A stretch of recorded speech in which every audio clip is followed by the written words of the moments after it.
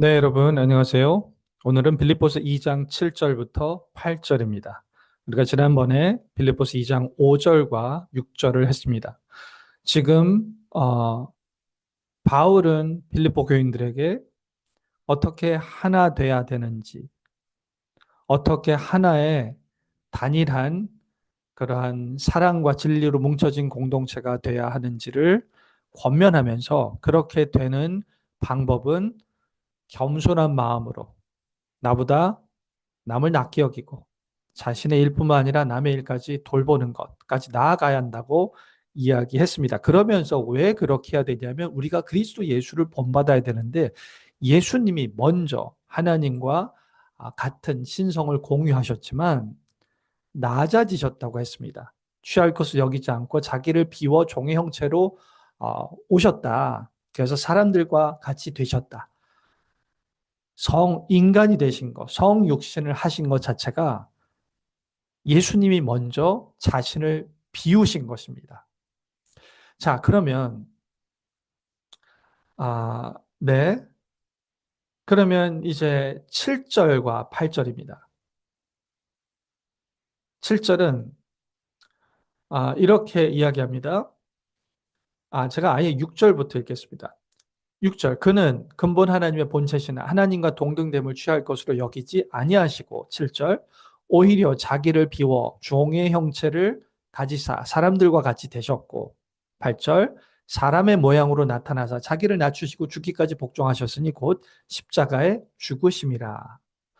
자, 6절과 7절에서 자신을 비우셨다고 했죠. 그래서 종의 형체로 가시자 사람들과 같이 되셨다. 성육신을 하게 된 것, 인간으로 오신 것 자체가 자신을 비우신 것입니다.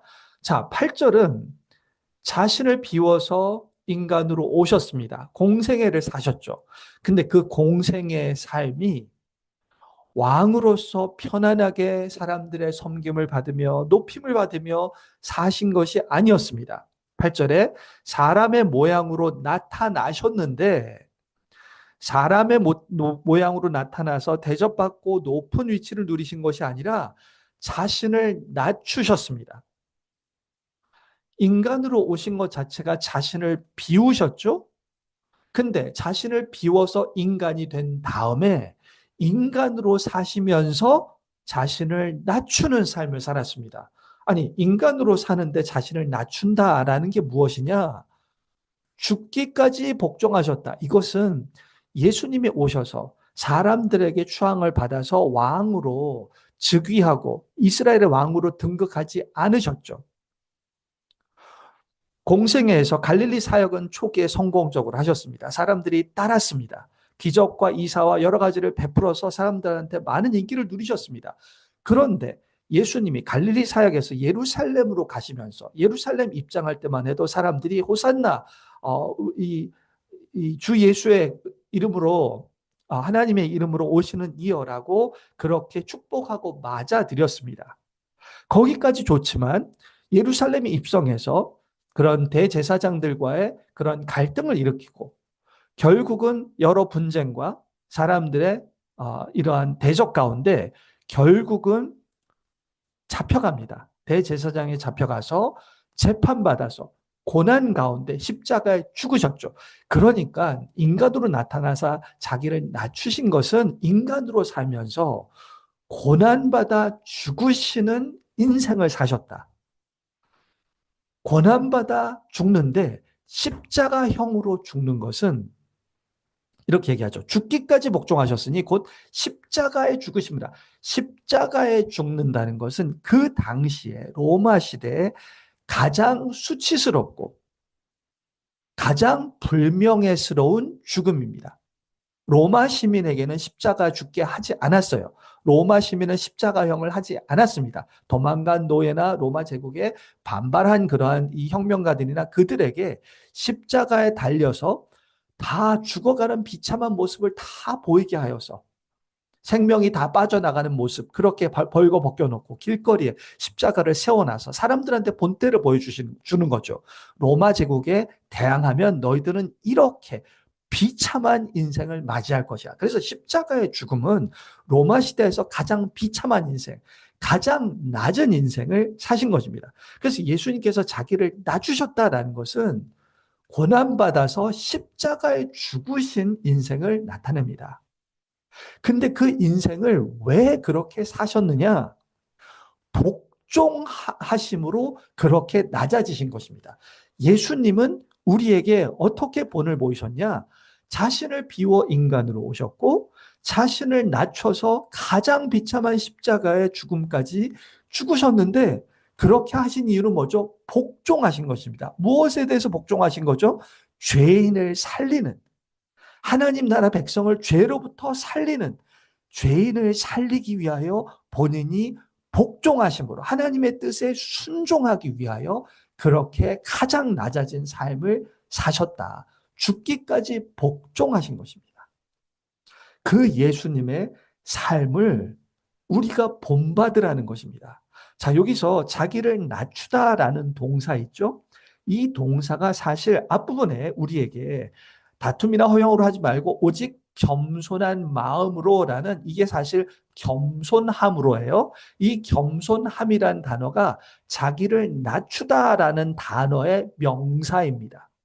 그러니까 겸손함으로라는 것은 자신을 낮춤으로라는 것입니다. 근데 이 낮춤의 본보기가 되신 것은 예수님의 자기 낮추심이에요. 예수님의 자기 낮추심은 무엇이냐? 상대방을 살리기 위하여, 죄인을 살리기 위하여, 자기가 비참하고 최악의 상황에 도달하고 그렇게 비참한 삶을 사는 것을 감수하는 것입니다.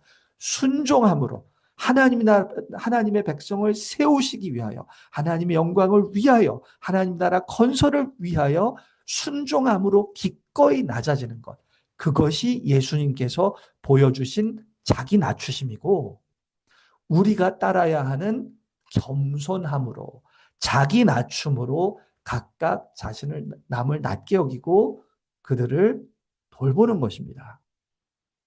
그래서 우리가 짧게 나눴지만 우리가 예수님이 우리의 죄를 해결하시는 속죄, 어느 누구도 따라할 수 없는 속죄의 죽음, 죄를 해결하시는 대속적인 죽음을 사신 것이기도 하지만, 또한 어느 누구도 모든 이가 따라야 하는, 신자라면 모든 이가 본받아서 그 발자취를 따라야 하는 그러한 고난의 죽음을 보여주신 것이구나. 십자가는 우리의 죄값을 치러서 우리를 살리는 해결책이었고, 또한 그렇게 살림을 당한 자가 마땅히 걸어가야 하는 모범적인 그러한 삶의 패러다임이고 본보기였던 것입니다.